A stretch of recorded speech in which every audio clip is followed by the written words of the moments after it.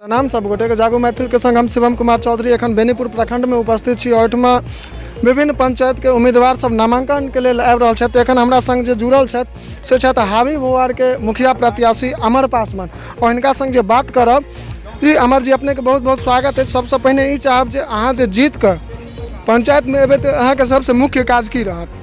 हम नया उम्मीदवार नवयुवक में एलहुँ हन जे कि भ्रष्टाचार मुक्त केनाइ हमर काज अछि। शिक्षा और स्वास्थ्य के बारे में अपने की कहबै?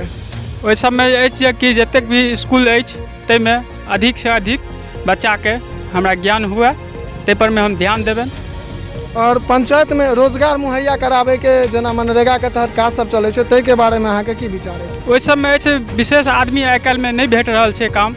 ओहि सबमे जे छै हमर अछि जे अगर आबि जायब अहाँके तहन जे कि अधिक से अधिक काम हम उपलब्ध करायब।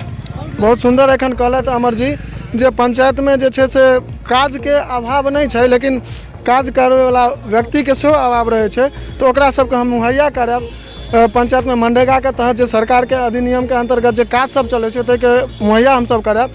एहि के संग हम हिनकर जीतक शुभकामना जे छै से अग्रिम शुभकामना दियन और सब गोटे से निवेदन करबनि जे युवा उम्मीदवार जे छै से नया चेहरा सबसे कम उम्र के हावी भोवार में सामने एलथि सब गोटे अधिक से अधिक मत दऽ कऽ विजय बनाबी। जय मिथिला जय मैथिली।